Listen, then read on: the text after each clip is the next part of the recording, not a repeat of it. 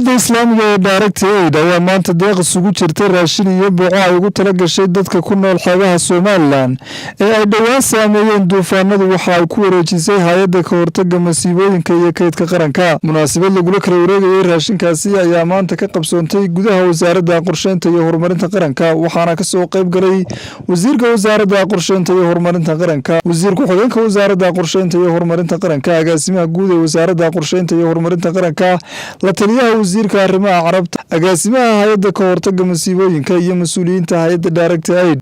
ugu horreyn waxaa halkaasi ka hadlay mas'uulka hay'adda Direct Aid waxaana hadaladiisii ka mid ahaa: annagoo ku hadlaynaa hay'adda Direct Aid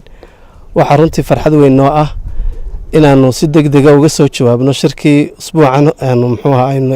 aanu ku galnay wasaaradda qorsheynta ee ay hogaaminayeen wasiir ku-xigeenka iyo wasiirka qorsheynta, kuwaasoo hay'adaha islaamiga ay ku shiriyeen una soo jeediyeen baaqii qaranka ee ahaa sidii wax loo tari lahaa dadkeena ku tabaaloobay musiibadii ilaahay subxaana wa tacaala inoo keenay. annagoo hay'adda Direct Aid ay ka jawaabayso wixii ugu horreeyey ee aanu markaa gacanta ku haynay ayaa maanta halkan waxaanu doonaynaa inaanu ku guddoonsiino raashin iyo bacaha guryaha laga dhisto. raashinkaasoo runtii aanu ka kooban raashinkii ilaa 5 item sida sonkor, bariis, daqiiq, timir, saliid iyo bacaha guryaha laga dhisto oonu isleenahay ugu yaraan bacuhu waxay hoy u noqonayaan 200 oo qoys. raashinkuna wuxuu ku filaanayaa 100 qoys, 200 oo qoysna way u qaybsan karaan. marka runtii farxad weyn bay noo tahay. raashinkan oo ahaa raashin yaroo gacanta markaa noogu jirtay oo aan ahayn baaqii iyo raashinkii loogu talagalay oon sugaynay. ilaahay idinkii walaalaha mas-uuliyiinta qaranku markay noo bandhigeen baahida degdega ayaa hay'ad kastaba wixii markaa haysanay soo qadinta ayay tahay. sidaasaanu markaa maanta aanu halkan ugu wareejinaa raashinkan aad arkaysaan baabuurkan saaran oo ay tamiska aan sheegnay ka kooban. wasiir ku-xigeenka wasaaradda qorsheynta iyo horumarinta qaranka injineer Xuseen Ibraahim Buuni ayaa waxa uga mahad celiyay hay'adda islaamiga ee Direct Aid sida degdega ah ee ay uga soo jawaabtay baaqi ay dhawaan wasaaradda qorsheyntu u dirtay hay'adaha islaamiga. marka koobaad ilaahay baa mahad leh ina siyaamni wal iimaan. waxaanu runtii halkan doonaynaa inaan uga mahad celino hay'adda Direct Aid maxamed oo gudoomiyaha ka ah. kulan degdeg oo maalin iskugu yeedhnay khamiistii oo iskugu yeedhnay kulankaasoo runtii ujeedkiisu daarnaa inay ka qayb qaataan gurmadka xukuumadda jamhuuriyadda Soomaaliland ay ugu jirto dadka reer Soomaaliland. dadkeenii reer Soomaaliland ay ku dhufatay masiibadu duufaanta iyo roobabkii xoog weynaa dabayluhu, kuwaasoo runtii naf, maal iyo hanti iyo wax walba ku waayay. waxaan runtii Direct Aid uga mahad celinaynaa sida degdeg ah uga soo jawaabtay baaqii xukuumaddu ay u dirtay, wasaaradda qorsheyntu u dirtay. maanta xagan waxaan iskugu nimid inaynu ku wareejino hay'adda ka hortagga masiibooyinka iyo kaydka raashinka qaranka jawaab celintii degdega ahayd ee hay'adda Direct Aid ay runtii ka soo sameysay baaqii xukuumadda wasaaradda qorsheyntu ugu baaqday. raashin baan ku wareejinaynaa 200 oo qoys bicihii iyo taandooyinkii looga dhisay guryaha iyo 100 qoys raashinkood oo u noqon kara 200 oo qoys raashinkood aynu maanta aan ku wareejinaynaa. marka laga hadlayo qiyaasta iyo cadadka agabka goobtan aynu ku wareejinaynaa runtii ma weyno wax weyn kama tarayo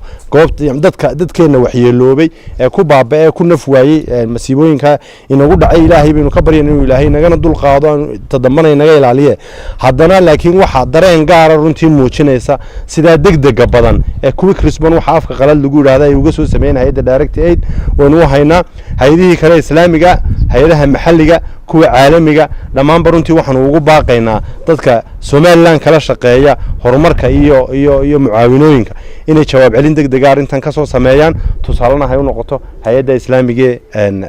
Aid Direct Aid. agaasimaha hay'adda ka hortagga masiibooyinka iyo kaydka qaranka mudane Faysal Cali Sheekh ayaa isna halkaasi ka hadlay, waxaana uu sheegay inay hay'adda ka guddoomeen deeqdaasi dhankoodana ay gaarsiin doonaan dadkii loogu talagalay. runtii farxad bay noo tahay inaanu maanta halkan wasaaradda qorsheynta dhexdeeda aanu kula wareegno 100 qoys oo raashinkood iyo 200 oo baca ah oo loogu talagalay dadkii dhibaatada duufaantu runtii ay ku dhufatay dhulka xeebaha u badan